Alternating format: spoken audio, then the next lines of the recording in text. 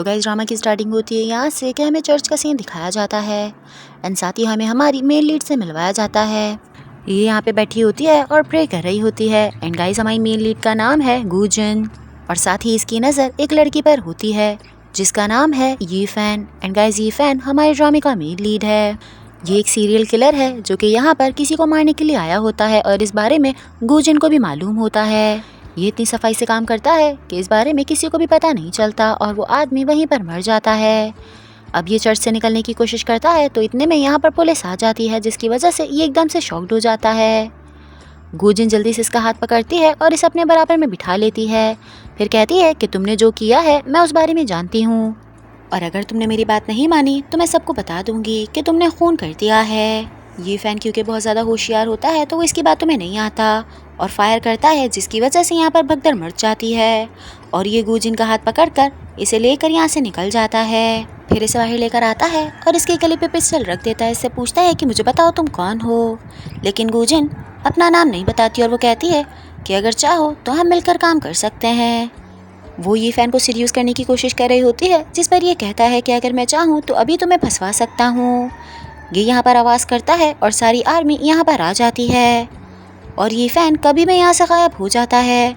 वो लोग समझते हैं कि गूजन ने ही कत्ल किया है। जब ये अपने घर पहुँचता है और अपनी पॉकेट्स चेक करता है तो इसके पास अपना वो पेन नहीं होता जिससे इसने मर्डर किया था। वहीं गूजन इसी पेन से सब लोगों को मार देती है। फिर अपने पार्टनर से कहती है कि मुझे ये फैन के क्लोज होना होगा ये जानने के लिए कि अब उसका नेक्स्ट मूव क्या होगा। इस पे इसका पार्टनर पूछता है कि आप ऐसा क्यों कर रही हैं, तो ये उससे कहती है कि ये फैन जिस आदमी के लिए काम करता है उसने मेरे बाप का कत्ल किया है और मैं उसे ऐसे नहीं छोड़ सकती। ये फैन के ज़रिए ही मैं उस आदमी तक पहुंचूंगी। अब नेक्स्ट डे क्लब का सीन दिखाया जाता है जहाँ पर गूजन जॉब करती है। ये फैन यहाँ पर आता है और इससे कहता है कि तुम कौन हो और मेरे साथ इस तरह से क्यों कर रही हो।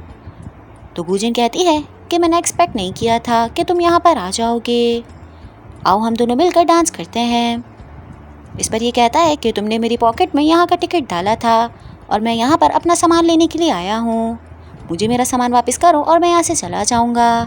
लेकिन ये उसे डांस करने का कहती है तो वो इसका हाथ पकड़ता है और इसे डांस फ्लोर पर लेकर चला जाता है। फिर ये दोनों साथ डांस करते हैं और आपस में बात भी कर रहे होते हैं। गूजन कहती है कि मैं तुम्हारा सामान तुम्हें वापस कर दूंगी क्योंकि मुझे तुम्हारा सामान नहीं बल्कि तुम चाहिए हो। ये फैन कहता है कि ऐसा तुमसे किसने कहा, अगर मैं चाहूँ तो अभी तुम्हें यहीं पर मार सकता हूँ। गूजन कहती है कि तुम्हारी वजह से लोग मेरे पीछे पड़े हुए हैं, अब तुम्हें मेरी मदद करनी होगी। हालांकि ये फैन इसे मना कर रहा होता है लेकिन फिर भी ये नहीं सुनती और उसकी तरफ बढ़कर उसे सीड्यूस करने की कोशिश कर रही होती है। तो ये फैन इसका मुंह पकड़ता है और इसे किस कर देता है और कहता है अब मैं तुम्हें बताता हूँ कि एक मर्द को किस तरह से प्लीज़ करते हैं। इसकी हरकत से गूजन को गुस्सा आता है और वो इसे थप्पड़ मारने लगती है लेकिन ये फैन उसका हाथ पकड़ लेता है। फिर ये यहाँ से निकल जाती है और रास्ते में सोचती है कि जब मुझे तुम्हारे मास्टर का पता मिल जाएगा तो उन्हें मारने से पहले मैं तुम्हें कत्ल करूँगी। ये यहाँ से बाहर निकलती है तो सामने लगे स्टॉल को देखकर इसे अपना बचपन याद आ जाता है कि इसके फादर इससे कितनी ज़्यादा मोहब्बत करते थे। ये देखकर इसकी आंखों में आंसू आ जाते हैं और ये अपने मिशन पे और भी ज़्यादा पक्की हो जाती है कि इसे अपने फादर की डेथ का बदला लेना है। ये फैन भी यहाँ से निकलता है तो वो देखता है कि गूजन के पीछे कुछ लड़के जा रहे हैं। अब नेक्स्ट सीन हमें दिखाया जाता है कि गूजन जैसे ही चर्च पहुंचती है वो लड़के यहाँ पर पहुंच जाते हैं और इस पर हमला कर लेते हैं। हालांकि गूजन अच्छे से फाइट बैक कर सकती है लेकिन जैसे ही वो देखती है कि ये फैन यहाँ पर आ रहा है तो वो इस तरह से रिएक्ट करती है कि जैसे वो बहुत डर रही है और वो लोग इसे मार रहे हैं। ये फैन इसके पास आता है और उन लोगों से लड़ता है। एक लड़का पीछे से ये फैन पर हमला करने ही वाला होता है कि गूजन उसके सामने आ जाती है और वो तलवार उसकी पीठ पर लग जाती है। फिर ये जैसे उन लड़कों को बताता है कि मैं मिस्टर मू का आदमी हूँ, अगर इस लड़की को कुछ भी हुआ तो वो तुम लोगों को मार देंगे। ये सुनकर वो लड़के डर जाते हैं और फिर यहाँ से भाग जाते हैं। फिर ये गूजन को गोद में उठाता है और इसे अपने घर लेकर आता है। इसे बेड पर लिटाकर ये यहाँ से जाने ही लगता है कि अचानक से गूजन इसका हाथ पकड़ लेती है और इसे कहती है कि प्लीज़ एल्डर ब्रदर मुझे छोड़कर मत जाएं। ये सुनकर वो शॉक्ड हो जाता है और उसके करीब जाकर वो पूछता है तो गूजन बताती है कि मैंने आपको एल्डर ब्रदर कहा। ये सुनते के साथ ही इसे अपना बचपन याद आ जाता है कि ये गूजन को बचपन से ही जानता था और इस बात को कंफर्म करने के लिए ये उसके कॉलर पे से शर्ट हटाता है तो वहीं पर सेम निशान होता है जो कि बचपन में उस लड़की के था। ये यहाँ पर बैठकर सोच ही रहा होता है कि इतनी देर में माफिया का दूसरा बॉस जो कि इसका पार्टनर है हेलन यहाँ पर आ जाता है और इसे कहता है कि आप मुझसे क्या कहना चाहते हैं। ये फैन कहता है कि देखो, अगर तो मिस्टर गो हमें मिल जाते हैं और उनके घर से हमें फेयर शुरा मिलती है तो इसका मतलब ये है कि उन्होंने मेरी पूरी फैमिली का कत्ल किया है। साथ ही उनकी जो बेटी थी वो आज तक वापस नहीं आई है, तो तुम जाओ और उनकी बेटी को तलाश करो। ये दोनों यहाँ पे बात कर रहे होते हैं कि इतने में इसकी असिस्टेंट यहाँ पर आती है और इसे बताती है कि गुजिन यहाँ से चली गई है। ये सुनकर वो अचानक से परेशान हो जाता है और गुजिन को ढूंढने के लिए बाहर निकलता है। वो इसे काफ़ी देर तक इधर उधर ढूंढता है कि अचानक से उसे गुजिन नज़र आती है कि सामने वो डस्टबिन के पास खड़ी होती है और उसमें कुछ ढूंढ रही होती है।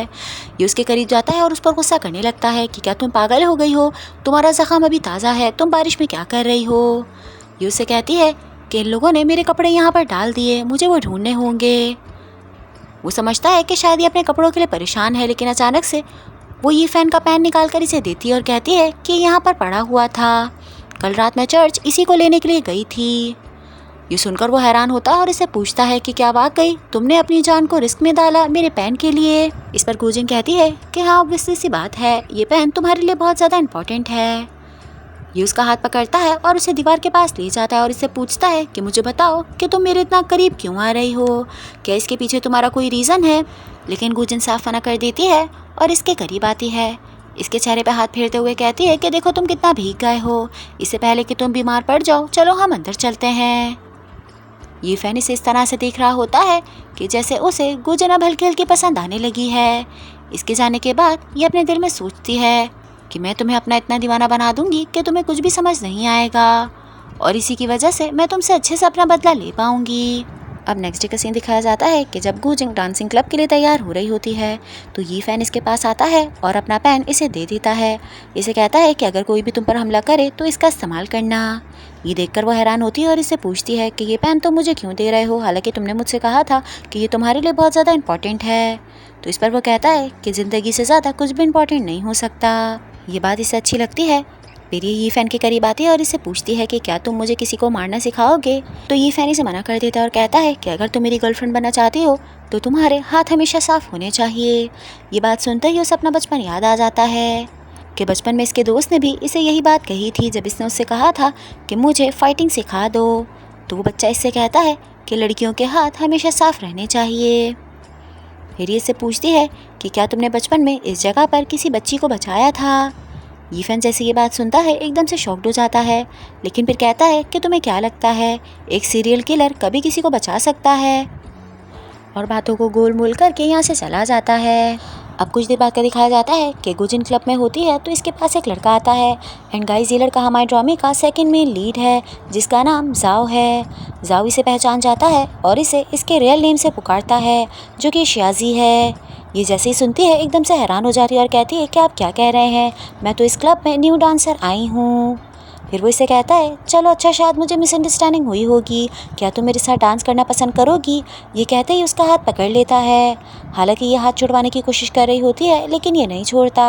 तो इतने में पीछे से ये फैन आ जाता है और इसका हाथ ज़ोर से झटकता है और कहता है कि उसके चोट लगी हुई है, वो तुम्हारे साथ डांस नहीं कर पाएगी।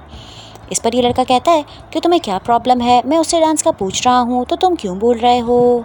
तो गुजिन इसका हाथ पकड़ती है और कहती है ये मेरी तरफ से आपसे बात कर सकते हैं क्योंकि मैं इनकी गर्लफ्रेंड हूँ।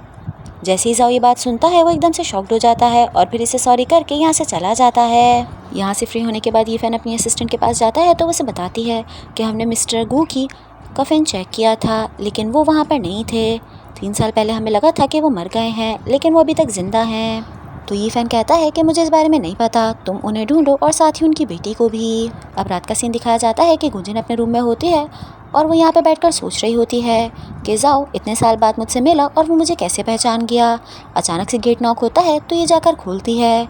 एक बंदा इस पर हमला करता है तो ये सेल्फ डिफेंस करती है और वो कोई और नहीं बल्कि जाओ ही होता है। वो इसके सेल्फ डिफेंस से पहचान जाता है और कहता है कि इसका मतलब तुम यकीनन गुजिन हो, तुमने मुझसे झूठ क्यों बोला। तो ये उसे कहती है कि मैं नहीं चाहती कि मेरा प्लान किसी को भी पता चले, और वो जो लड़का है मैं उसके साथ सिर्फ़ और सिर्फ इसलिए हूँ क्योंकि मैं उसके ज़रिए मिस्टर मू से मिलना चाहती हूँ और अपने फादर की डेथ का बदला उससे लेना चाहती हूँ। तो ये कहता है कि चलो ठीक है, मगर अपना ख्याल रखना क्योंकि मिस्टर मू एक नॉर्मल इंसान नहीं है, वो बहुत ज़्यादा डेंजरस हैं। यहाँ से फ्री होने के बाद ये अपने रूम से निकलती है तो देखती है कि सामने ये फ़ैन खड़ा हुआ है। ये उसके पास जाती है और उसे केक देने लगती है तो वो सारा केक ज़मीन पर फेंक देता है और इसका हाथ पकड़कर इसे दीवार से लगा देता है। फिर इसे कहता है कि मुझे बताओ कि तुम कौन हो। तुम्हारे हाथ में ये जो लकीरें हैं ये गन्स और वेपन्स पकड़ने की वजह से हैं। तुम एक किलर को उल्लू नहीं बना सकती। पहले तो गुजिन झूठ बोलती है लेकिन फिर वो मान लेती है और कहती है कि मैं भी एक सीरियल किलर हूँ और मैं वही काम कर रही हूँ जो तुम कर रहे हो। अगर तुम चाहो तो मैं मिस्टर गू की बेटी को ढूंढने में तुम्हारी मदद भी कर सकती हूँ। लेकिन वो इसकी बात नहीं सुनता और इसे कहता है कि तुमने मुझसे झूठ बोला, अब सुबह होने से पहले यहाँ से चले जाना, और उसके हाथ में कुछ पैसे रख देता है। ये कहकर यहाँ से जाने लगता है तो पीछे से गुजिन कहती है कि तुम मेरी केयर करते हो और इसी वजह से तुम नहीं चाहते कि मैं तुम्हारे साथ रहूँ, क्योंकि किलर की कभी भी कोई वीकनेस नहीं होनी चाहिए और तुम्हें ये डर है कि कहीं मैं तुम्हारी वीकनेस ना बन जाऊँ। लेकिन ये फ़ैन उसकी बात नहीं सुनता और यहाँ से चला जाता है।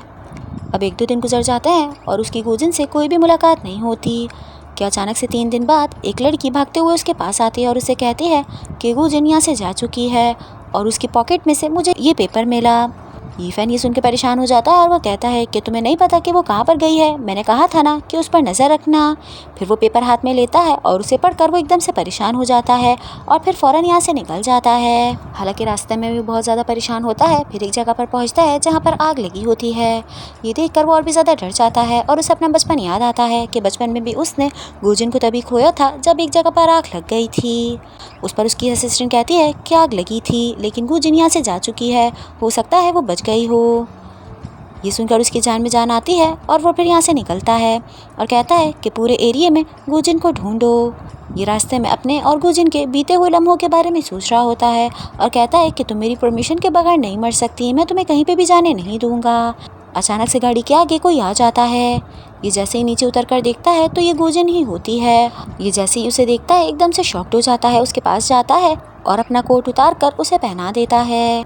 गुजिन कुछ कहने ही वाली होती है कि उससे पहले ही ये उसे हक कर लेता है। इसे देखकर साफ पता चल रहा होता है कि ये गुजिन के लिए बहुत ज़्यादा परेशान था। ये फ़ैन से कहता है कि मैंने तुम्हें कितनी मर्तबा मना किया था कि मिस्टर गू की बेटी के पीछे मत जाना। इस पर ये कहती है कि मैं उनकी बेटी से मिली थी और मैंने उसे वेयरहाउस में मार के वेयरहाउस को जला दिया। मुझे नहीं लगा था कि तुम मेरे लिए यहाँ तक आओगे, आई एम सॉरी, मैंने तुम्हें फिर से परेशान कर दिया। तो ये फ़ैन इसका हाथ पकड़ कर कहता है कि मैं आइंदा कभी भी तुम्हें हर्ट होने नहीं दूंगा, मैं तुम्हारी बहुत ज़्यादा परवाह करता हूँ और साथ ही तुम्हें पसंद भी करने लगा हूँ। फिर इससे पूछता है कि क्या तुम्हें डर नहीं लगता कि तुम एक किलर से मोहब्बत कर रही हो जिसने बहुत सारे लोगों को मारा है और वो खुद भी किसी न किसी वक्त मर जाएगा, हो सकता है मेरी वजह से तुम भी मर जाओ। तो गुजिन कहती है कि मैंने तुम्हें चूज़ किया है और इसके लिए मैं कभी भी रिग्रेट नहीं करूँगी, मैं हमेशा तुम्हारे साथ रहूँगी। ये सुनकर ये फ़ैन को काफ़ी ज़्यादा खुशी होती है और वो गुजिन को पकड़कर उसे किस कर लेता है। हालांकि गुजिन को भी देखकर ऐसे ही लग रहा होता है कि वो ये फ़ैन को पसंद करने लगी है, लेकिन इस चीज़ का उसे खुद भी नहीं मालूम। ये दोनों एक दूसरे को किस कर रहे होते हैं एंड गाइस इनकी किस काफ़ी ज़्यादा टेम्पटिंग होती है। अब नेक्स्ट सीन हमें दिखाया जाता है कि हेलन और ये फ़ैन की असिस्टेंट आपस में बात कर रहे होते हैं। हेलन कहता है कि मुझे ऐसा लगता है कि वो लड़की नहीं मरी है और गुजिन जो भी सब कुछ कह रही थी वो सब कुछ झूठ था। मैंने कभी भी ये फ़ैन को किसी के लिए इतना परेशान नहीं देखा, इतने सालों में ये फ़र्स्ट टाइम था। वहीं ये फ़ैन का दिखाया जाता है कि वो गुजिन के पास बैठा होता है और उसके वॉन्ट्स पे बैंडेज कर रहा होता है। ये यहाँ से उठ कर जाने लगता है तो गुजिन कहती है कि प्लीज़ मुझे छोड़कर मत जाओ, मुझे डर लग रहा है। कुछ देर तक ये उसे देखता ही रहता है तो गुजिन अपना हाथ छुड़वा लेती है और कहती है कि चलो भूल जाओ, तुम जा सकते हो। ये यहाँ से चला जाता है और सामान रखने के बाद वापस यहीं पर आकर बैठ जाता है। गुजिन इसकी तरफ देख रही होती है और अपने दिल में सोच रही होती है कि मैं कभी भी इसके प्यार में नहीं गिर सकती, मुझे इससे बदला लेना है और फिर मैं यहाँ से चली जाऊँगी। देखकर ऐसा लगता है कि वो खुद को दिलासे दे रही है, हालांकि उसे ये फ़ैन ऑलरेडी पसंद आ चुका है। खैर जब सुबह इसकी आँख खुलती है तो ये फ़ैन यहाँ पर नहीं होता। टेबल पर पेपर रखा होता है जिस पर लिखा होता है कि अगर तुम्हें भूख लगे तो खाना खा लेना। अब क्योंकि उसे पता होता है कि ये रूम ये फ़ैन का है तो ज़रूरन यहाँ पर कोई ना कोई इन्फॉर्मेशन ज़रूर मिलेगी। ये रूम को लॉक करती है और फिर सारी चीज़ों को चेक करने लगती है कि अचानक से ड्रॉज में से इसे एक कॉइन टाइप की चीज़ मिलती है। कॉइन देखकर उसे फ़ौरन याद आ जाता है कि ये तो वही कॉइन है जो कि मैंने बचपन में अपने दोस्त को दिया था। इसका मतलब मेरा दोस्त कोई और नहीं बल्कि ये फैंग ही है। वहीं हेलन ये फैंग को बताता है कि वो जो लड़की हमारे साथ रह रही है वही मिस्टर गू की बेटी है और उसने हम सबसे झूठ बोला। उस दिन उसने सिर्फ और सिर्फ नाटक किया था ये शो ऑफ करने के लिए कि मिस्टर गू की बेटी मर चुकी है, ताकि आपका सारा ध्यान वहाँ से हट जाए। ये सब कुछ सुनने के बाद ये फैन काफ़ी ज़्यादा हर्ट होता है। खैर जब वो रूम में आता है तो गूजिन वहीं पर खड़ी होती है। अब ये गूजिन का रियल नेम लेकर उसे पुकारता है, तो ये सुनकर वो हैरान हो जाती है और उसे कहती है कि तुम्हें कैसे पता चला। ये फैंग बहुत ज़्यादा हर्ट होता है और उसे पूछता है कि तुम्हारा पर्पस क्या था कि तुम मेरे इतने करीब आई और मुझे इस तरह से हर्ट किया। तो ये उससे कहती है कि मैं मिस्टर मू को मारना चाहती हूँ क्योंकि उन्होंने मेरे फादर को मारा था। इस पर ये पूछता है कि तुम्हारे पास क्या सबूत है कि उन्होंने ही तुम्हारे फादर को मारा था। तो ये कहती है कि लास्ट डे जब उनकी डेथ हुई वो उन्हीं से ही मिले थे। मिस्टर मू ने इतनी बेरहमी से मेरे फादर को मारा था कि उनका चेहरा भी बिगड़ गया था। मैं बहुत ज़्यादा हर्ट हुई और मैंने दिल में सोच लिया था कि मैं उनसे अपने फादर की डेथ का बदला लूँगी। ये फैन कहता है कि तुमने अपने फादर की डेड बॉडी अपनी आंखों से नहीं देखी, तो तुम इस बात पर कैसे यकीन कर सकती हो। तुमने मुझसे कहा था कि तुम मुझसे मोहब्बत करती हो और आज तुम कह रही हो कि वो सब कुछ झूठ था। इवन कि जब फर्स्ट डे तुम मुझसे मिली थी उसे लेकर आज तक ये सब तुम्हारा प्लान था। ये दोनों ही रो रहे होते हैं और इनकी आंखों में एक दूसरे के लिए मोहब्बत नज़र आती है। गूजिन कहती है कि जब मैंने आपसे कहा था कि मैं आपकी गर्लफ्रेंड बनना चाहती हूँ तो वो बात मैंने दिल से कही थी, लेकिन अब क्योंकि इसने ये फ़ैन को इतना बड़ा धोखा दिया है तो वो इसकी बात पर यकीन नहीं करता और इससे कहता है कि अगर तुम चाहती हो कि तुम मेरी गर्लफ्रेंड बन जाओ तो आज मैं ये काम पूरा कर देता हूँ। इसे गोद में उठाता है और बेड पर लाकर फेंक देता है, फिर इसके साथ ज़बरदस्ती करने लगता है। क्योंकि वो नशे में होता है तो उसे बिल्कुल भी होश नहीं होता। हालांकि जब तक गूजिन उसे कहती है, वो जैसे ही एल्डर ब्रदर कहती है वो एकदम से रुक जाता है और फिर पीछे हट जाता है। गूजिन रो रही होती है और इससे कहती है कि आप मेरे साथ इस तरह से नहीं कर सकते। ये इसके करीब आता है और इसका गला पकड़ लेता है और कहता है कि तुमने मेरे साथ अच्छा नहीं किया, तुमने मेरा दिल तोड़ा है, मेरी आंखों के सामने से चली जाओ और आइंदा कभी भी मुझे नज़र मत आना। गूजिन अपने घर पे जाती है और उन अंकल से पूछती है जो कि काफ़ी सालों से इसके फादर के साथ थे कि क्या वाकई मेरे डैड मर चुके हैं या फिर आप लोगों ने मुझसे झूठ बोला, क्या वाकई आपने उनकी डेड बॉडी देखी थी या फिर नहीं। लेकिन इन सब बातों का उनके पास कोई भी जवाब नहीं होता। तो ये समझ जाती है कि अभी तक ये क्लियरफाई नहीं है कि इसके डैड मर चुके हैं। फिर ये अपने मैंशन में पार्टी रखती है और उसका इन्विटेशन मैनलिन को जाकर देती है। उसे कहती है कि ये फैन से कहना कि मेरे घर पर आ जाए और वहाँ पर आकर फेयर शूरा ढूंढ ले, हो सकता है फेयर शूरा मेरे घर पर ही मिले। मैनलिन ये सारी बातें जाकर ये फैन को बताती है। इवन के हेलन इन दोनों को मना कर रहा होता है कि ज़रूर इन सब के पीछे भी उस लड़की का कोई ना कोई जाल होगा, हमें वहाँ पर नहीं जाना चाहिए। लेकिन ये फैन कहता है कि नहीं, हमें जाना चाहिए, हो सकता है कि वो ठीक कह रही हो। इसे देखकर ऐसा लगता है कि इसके दिल में अभी भी गूजिन के लिए मोहब्बत है। ये लोग यहाँ पर बातें कर रहे होते हैं कि अचानक से यहाँ पर एक लड़की आती है जिसका नाम सुएन है। ये लड़की ये फैन के अंकल की बेटी थी। उन्होंने मरते मरते कहा था कि मेरी बेटी का ख्याल रखना। ये पेरिस से कुछ दिन पहले ही वापस आई थी। ये फैन को पसंद करती है और उसका इरादा है कि वो इसी से शादी करेगी। लेकिन ये फैन साफ उसे कह देता है कि तुम कुछ टाइम में शादी कर लेना, तुम्हारे डैड ने मुझे ये तो कहा था कि मेरी बेटी का ख्याल रखना, लेकिन साथ ही सब जानते हैं कि मैं तुम्हारा बड़ा भाई हूँ, तो मैं तुमसे शादी नहीं कर सकता। फिर ये उससे पूछती है कि क्या तुम्हें इनविटेशन आया है, क्या तुम गू मैंशन जाओगे। तो इस पर वो सोचता है। अब नेक्स्ट डे का सीन दिखाया जाता है कि ये दोनों तैयार होकर गू मैंशन आ जाते हैं। गूजिन पिज़ाओ के साथ सीढ़ियों से उतरती है और ये दोनों एक दूसरे को किसी और के साथ देखकर काफ़ी ज़्यादा जेलस फील करते हैं। ये फैन इस मैंशन में आके काफ़ी ज़्यादा हर्ट होता है क्योंकि यहीं पर इसके पेरेंट्स की मौत हुई थी। गूजिन स्वैन को देखती है और उससे पूछती है कि तुम कौन हो। तो वो फ़ौरन से कहती है कि मैं ये फ़ैन की गर्लफ्रेंड हूँ, वो हमेशा मेरी टेक केयर करेंगे। गूजिन को ये सब कुछ देखकर बहुत ज़्यादा जेलसी हो रही होती है और वो बराबर स्वैन को कुछ ना कुछ बोल रही होती है। खाना खाने की बारी आती है तो वो कहती है कि बचपन में मुझे मेरे एल्डर ब्रदर ने बचाया था और उन्होंने मुझसे कहा था कि लड़कियों के हाथ हमेशा साफ़ ही अच्छे लगते हैं, लेकिन मुझे उम्मीद थी कि मैं कभी ना कभी उनसे मिलूँगी, इसलिए मैंने जी जान से प्रैक्टिस की और ख़ुद को इस काबिल बनाया कि अगर बड़े होकर मैं उनसे मिली तो सिर्फ वही मुझे प्रोटेक्ट नहीं करेंगे बल्कि मैं भी उन्हें प्रोटेक्ट करूँगी। ये फैन कहता है कि तुम वैसे भी एक्टिंग में बहुत ज़्यादा माहिर हो, तुम्हारी इस बात का यकीन कौन करे, हो सकता है कि तुम झूठ बोल रही हो। इस पर ये फ़ैन कहती है, हाँ मैं तुम्हें जानती हूँ, तुमने क्लब में जॉब की ये फ़ैन को सीड्यूस करने के लिए, लेकिन फिर भी उसने तुम्हें मुँह नहीं लगाया। तो गूजिन ये सुनकर हंसने लग जाती है और कहती है कि अच्छा मुझे बताओ कि ये फ़ैन ने कभी तुम्हें किस किया है। नहीं किया ना, तुम ये देख लो कि उसने मुझे किस की थी।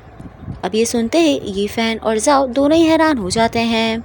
स्वैन को इसकी बात सुनकर गुस्सा आता है और वो खड़े हो जाती है इसे मारने के लिए। तो ये दोनों लड़के इन्हें रोकते हैं।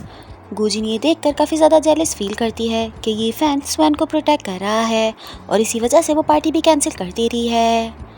पूरी रात वो बैठकर ड्रिंक करती है और साथ ही ईफैन को दिखाया जाता है कि वो भी गुजिन को मिस कर रहा होता है। वो उसे माफ़ करना चाहता है लेकिन माफ़ नहीं कर पा रहा। ये दोनों ही ड्रिंक कर रहे होते हैं और ड्रिंक करने के बाद ईफैन जाकर अपने बेड पर लेट जाता है। उसकी आंखें बंद होती है कि अचानक से उसके पास गुजिन आ जाती है।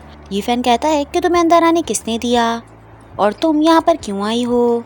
तो ये इससे पूछती है कि क्या वाकई तुम पूरी ज़िंदगी स्वैन को प्रोटेक्ट करोगे, तुम्हारे दिल में वाकई मेरे लिए मोहब्बत नहीं रही। ये फ़ैन कहता है हाँ मैं उसे ही प्रोटेक्ट करूँगा और इसके लिए मैं कोई भी बात सुनना नहीं चाहूँगा। अगर तुमने उसे हर्ट किया तो मैं तुम्हें नहीं छोड़ूंगा।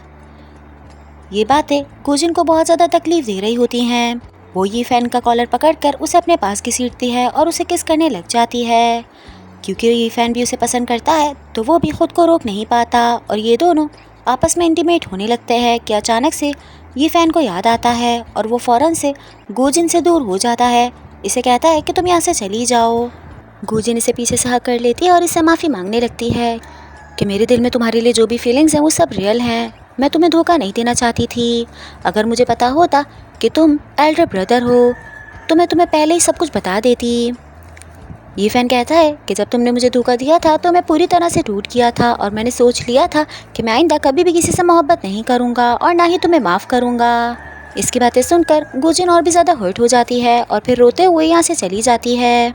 अब रात का सीन दिखाया जाता है कि जाओ अंकल लू से मिलता है और उनसे बात कर रहा होता है कि वो खुद भी फेयर शुरा के पीछे पड़ा हुआ है और जो मिस्टर गू की फेक डेथ थी वो भी इसी ने करवाई थी। ये कहता है कि मुझे नहीं पता, भले कोई भी मर जाए, आप ई फ़ैन को जान से मार दें ताकि मेरा रास्ता क्लियर हो। मुझे फेयर शुरा किसी भी हालत में चाहिए। गुजिन जब सुबह में घर आती है तो वो देखती है कि मिस्टर लू के हाथ में कोई एनवलप है जिसे वो छुपाने की कोशिश कर रहे हैं। ये जिद करती है तो वो इसे एनवलप दिखा देते हैं जिसके अंदर ये फ़ैन की पिक्चर होती है और साथ ही उसे मारने के लिए किसी को सुपारी दी गई होती है। ये सुनकर वो एकदम से गुस्से में आ जाती है और कहती है कि अगर ये फ़ैन को कुछ भी हुआ तो मैं आपको कभी भी माफ़ नहीं करूँगी। साथ ही उनसे लोकेशन पूछती है कि ये सब कुछ कहाँ पर होगा। अब रात का सीन दिखाया जाता है कि ये फ़ैन एक जगह से गुजर रहा होता है कि उस पर जानलेवा हमला किया जाता है। इसे बचाने के लिए गुजिन भी यहाँ पर आ जाती है। ये फ़ैन जैसे ही उसे देखता है वो और भी ज़्यादा परेशान हो जाता है। फिर गुजिन भागते हुए ये फ़ैन के पास जाती है। इन लोगों पर फायरिंग्स हो रही होती हैं लेकिन ये लोग बचते हुए ये फ़ैन के घर पर पहुँच जाते हैं। घर आने के बाद ये फ़ैन इस पर गुस्सा करता है कि तुम खुद को क्या समझती हो, मुझे तुम्हारी ज़िंदगी नहीं चाहिए, तुम्हें पता है आज तुम मर भी सकती थी। गुजिन कहती है मुझे अपनी जान की परवाह नहीं है, मैं तुमसे बहुत ज़्यादा प्यार करती हूँ। हाँ मैं मानती हूँ कि मैंने शुरू में तुमसे झूठ बोला लेकिन स्वैन को देखकर मैं बहुत ज़्यादा जेलस हूँ। मैं नहीं चाहती कि वो तुम्हारे साथ पूरी ज़िंदगी गुजारे, मैं चाहती हूँ कि मैं तुम्हारे साथ रहूँ। ये यहाँ पर ये फ़ैन को रोते हुए प्रपोज़ कर देती है। ये फ़ैन की भी आंखों में आंसू होते हैं और वो इसकी तरफ देख रहा होता है। गुजिन कहती है मुझे पता है कि मैं बहुत बुरी हूँ, मैं तुम्हारा प्यार डिज़र्व नहीं कर सकती, मगर तुम मुझे बस अपने पास रख सकते हो, मैं तुम्हारे पास रहकर खुश रहूँगी। ये कुछ ना कुछ बोले ही जा रही होती है कि अचानक से ये फ़ैन इसको पकड़ता है और इसे किस करना स्टार्ट कर देता है। गुजिन को भी यकीन आ जाता है कि ये फ़ैन ने उसे माफ़ कर दिया है तो वो भी उसे किस करने लग जाती है और फिर ये दोनों इंटीमेट हो जाते हैं और एक बहुत ही खूबसूरत से नाइट एक दूसरे के साथ स्पेंड करते हैं। अब नेक्स्ट डे का सीन दिखाया जाता है कि ये फ़ैन अपने रूम में बैठ के ड्रिंक कर रहा होता है। इतने में पीछे से गुजिन आती है तो वो उसका हाथ पकड़कर उसे अपनी गोद में बिठा लेता है और उसे कहता है कि मैं तुम्हारे लिए एक सरप्राइज़ देकर आया हूँ। वो एनवलप खोलती है तो उसे पता चलता है कि आज तक जिस भी केस में वो इन्वॉल्व थी अब उससे वो फ्री हो चुकी है। ये फ़ैन कहता है कि मैं बचपन से जानता हूँ कि तुम्हें खून खराबे से सख्त नफ़रत है, तो आज से तुम्हें इन सब चीज़ों में इन्वॉल्व होने की नीड नहीं है। तुम्हारे लिए जो भी काम होगा वो मैं करूँगा और तुम्हें हमेशा प्रोटेक्ट करूँगा। फिर यहाँ पर ये दोनों बातें करने लग जाते हैं और हमें नेक्स्ट सीन दिखाया जाता है कि जब स्वैन को पता चलता है कि गुजिन और ये फ़ैन आपस में डेट कर रहे हैं तो वो बहुत ज़्यादा हर्ट होती है क्योंकि वो ये फ़ैन को पसंद करती थी लेकिन ये फ़ैन ने कभी भी उसे एज अ वुमेन नहीं देखा, वो उसे हमेशा अपनी छोटी बहनी समझता था। ये बार में बैठी होती है और ड्रिंक कर रही होती है कि अचानक से यहाँ पर जाओ आ जाता है और उससे कहता है कि तुम यहाँ पे क्या कर रही हो, क्या हम दोनों दोस्ती कर सकते हैं, वैसे भी हम दोनों का इंटरेस्ट तो सेम ही है। वो कहती है कि हम दोनों का कोई भी इंटरेस्ट सेम नहीं है इसलिए मैं तुमसे दोस्ती नहीं कर सकती। तो वो इससे पूछता है कि क्या तुम नहीं चाहती कि गुजिन और ये फ़ैन अलग हो जाएं। मैं भी तो यही चाहता हूँ। मैं जितना गुजिन को जानता हूँ उसे झूठ बोलने वाले कभी भी पसंद नहीं थे। अगर उसे पता चल जाए कि मिस्टर मू कौन है तो हो सकता है कि वो ये फ़ैन को छोड़ दे। तुम अच्छे से जानती हो कि मिस्टर मू कौन है, तुम ये बात उसे बता दो और फिर हम दोनों का ही रास्ता क्लियर हो जाएगा। ये दोनों यहाँ पे बात कर रहे होते हैं, वहीं हमें ये फ़ैन का दिखाया जाता है कि उसकी असिस्टेंट आकर उसे बताती है कि मिस्टर गो मिल चुके हैं, वो ज़िंदा हैं और वो चर्च में हैं। ये फ़ौरन से सुनते के साथ ही चर्च पहुँच जाता है। यहाँ पर हेलेन उन्हें मारने में लगा होता है। ये उनके पास जाता है और उनसे कहता है कि आप अपनी बेटी के साथ ऐसा कैसे कर सकते हैं। आपने अपनी बेटी को कुत्तों के हवाले कर दिया कि या तो वो उसे नोच के खा जाए या फिर वो आपके लिए एक किलर बन जाए और आपको प्रोटेक्ट करती रहे। आपने मेरे पेरेंट्स को बेरहमी के साथ मार दिया और साथ ही हमारा फेयर शूरा भी चुरा लिया। आप मुझे बता दें कि फेयर शूरा कहाँ पर है और मैं आपको जाने दूँगा। लेकिन वो साफ मुकर जाते हैं और कहते हैं कि मुझे नहीं पता, तुम मुझे माफ़ कर दो और मैं अपनी बेटी से भी माफ़ी मांग लूँगा। इस पर ये फ़ैन कहता है कि वो तो मैं गुजिन से भी पूछ लूँगा, वो मुझे बता देगी कि आपने फेयर शूरा कहाँ पर छुपाया है। और साथ ही मैं आपको कभी भी माफ़ नहीं करूँगा कि आपने गुजिन को इतना हर्ट किया। वो मेरी ज़िंदगी में मेरे लिए सबसे ज़्यादा इम्पॉर्टेंट है। वहीं गुजिन का दिखाया जाता है कि जाओ उससे मिलने के लिए आता है और इससे कहता है कि अगर कोई तुम्हें धोखा दे तो क्या तुम उसे माफ़ कर दोगी। गुजिन कहती है कि तुम बातों को क्यों घुमा रहे हो, मुझे साफ साफ बता दो। तो वो कहता है कि तुम जो इतने टाइम से मिस्टर मू को ढूंढ रही थी वो कोई और नहीं बल्कि ये फ़ैन है, लेकिन उसने तुमसे झूठ बोला और मुझे पता है कि तुम मेरी बात का यकीन नहीं करोगी, इसलिए मैंने यहाँ पर किसी को बुलाया है जो कि सब कुछ सच सच तुम्हें बता देगी। इतनी ही देर में यहाँ पर स्वैन चलती हुई आती है और इसे बताती है कि ये फ़ैन ने तुमसे झूठ बोला है, मिस्टर मू वो खुद ही है। ये सुनते ही वो शॉक्ड हो जाती है और काफ़ी ज़्यादा हर्ट भी। अब रात का सीन दिखाया जाता है कि जब ये फ़ैन रूम में आता है तो गुजिन वहीं पर खड़ी होती है। गुजिन उसे कहती है कि क्या तुम मुझसे कुछ बात शेयर करना चाहते हो तो मुझे बता सकते हो, लेकिन ये फ़ैन कुछ भी नहीं बोलता। फिर ये कहती है कि अच्छा मुझे किस करो कि अगर ज़िंदगी में कभी भी तुमने मुझसे झूठ नहीं बोला। तो ये फ़ैन उसे किस कर देता है। ये दोनों किसिंग कर रहे होते हैं कि अचानक से गुजिन इसे धक्का देती है और कहती है कि तुमने मुझसे झूठ बोला, मैंने तुम्हें मौका भी दिया कि तुम मुझे सच बता सकते हो लेकिन तुमने नहीं बताया, तुम खुद मिस्टर मू हो। वो बहुत ज़्यादा रो रही होती है और ये सब कुछ ये फ़ैन से देखा नहीं जा रहा होता।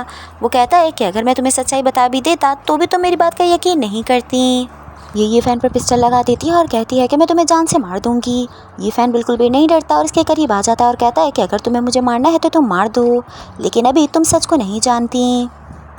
इतने में पीछे से इसके सारे बंदे आ जाते हैं और उनके पास इसके डैड भी होते हैं। तो ये देखकर हैरान हो जाती है और कहती है कि डैड आप अभी तक ज़िंदा हैं।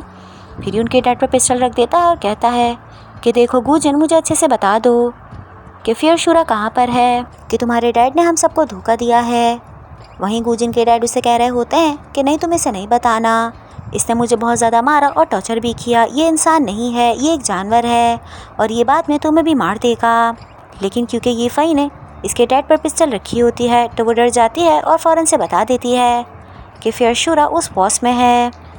ये फ़ैन इसके डैड को लेकर नीचे जाने लगता है तो ये पीछे से उसे रोकती है और कहती है कि तुम्हें फेयर शूरा मिल चुका है, अब मेरे डैड को छोड़ दो।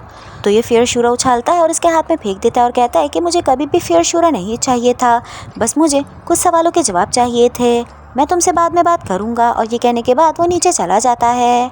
वहीं मैलिन इसे रोक लेती है और कहती है कि तुम सब्र कर जाओ, मिस्टर मू तुम्हारे सारे सवालों के जवाब दे देंगे।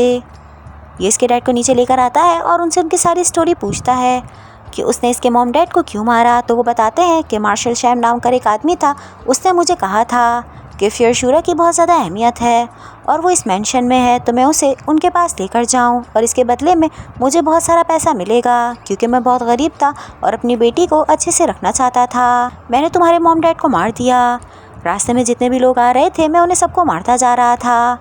फेयर शूरा जब मेरे हाथ में आया तो मुझे लालच आ गया और मैंने मार्शल शैन को बताया कि फेयर शूरा मुझे नहीं मिला क्योंकि वो अपनी ज़बान का पक्का था, तो उसने मुझे ये मेंशन तोहफे में दे दिया और उसके बाद से मैं यहीं पर रहने लगा।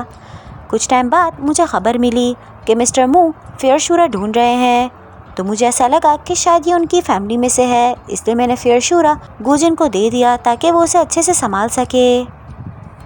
तो मुझे माफ़ कर दो, देखो मैंने तुम्हारी फैमिली को तो मार दिया लेकिन तुम्हें तो छोड़ दिया ना, तुम मुझ पर रहम खाओ, मैं आइंदा कभी भी ऐसी हरकत नहीं करूँगा।